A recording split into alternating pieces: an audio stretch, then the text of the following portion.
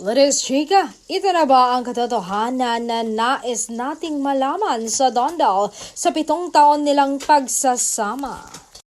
Ito nga naging pahayag ni Donnie Pangilinan sa isang panayam ng Showbiz Insider. Alam niyo yun, habang tumatagal mas lalo kong na-realize na nagmamature na yung pagmamahalan namin ni Belle. Hindi na lang ito puro kilig at lambing. Mas naging puno na rin ito ng pag-iintindi, pagtitiis at pananatili kahit mahirap.